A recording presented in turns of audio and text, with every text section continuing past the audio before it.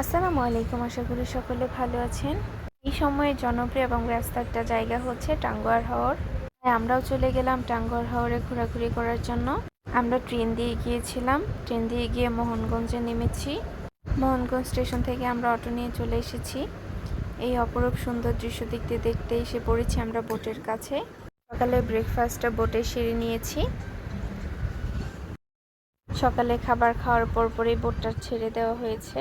মূল গন্তব্যের উদ্দেশ্যে আমরা রওনা হয়ে গিয়েছি। এই তো আশেপাশে বাসাগুলো এত সুন্দর লাগছিল বলার বাহিরে। আর এটা হচ্ছে নিজের চোখে না দেখলে কেউ বলতেই পারবে না যে এই জায়গাগুলো এত সুন্দর। দেখতে দেখতে এসে পড়লাম একটা অনেক বড় ব্রিজ। এটা এটা জানি না কোন জায়গার। দেখতে পেলাম উপরে অনেকগুলো কবুতর বসে আছে, দেখতে খুবই ভালো লাগছিল। এই ব্রিজটা বিশাল বড় ছিল।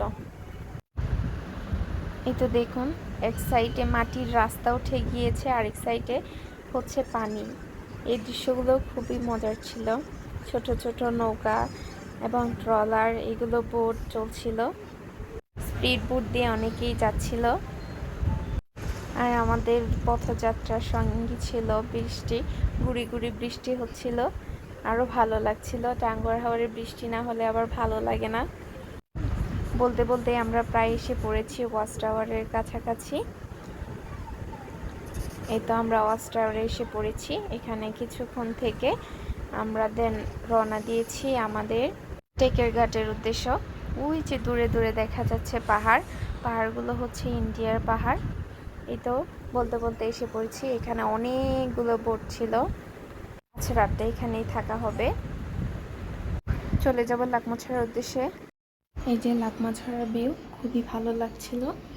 এরই মাঝে গুড়ি গুড়ি বৃষ্টি শুরু হয়ে গিয়েছিল, আমরা ব্যাক করেছিলাম বোটে। এই তো দেখুন, পাহাড়টা খুবই সুন্দর লাগছিল। আশা করি ভিডিওটি ভালো লেগেছে। ভালো লাগলে পাশে থাকবেন। আল্লাহ হাফেজ।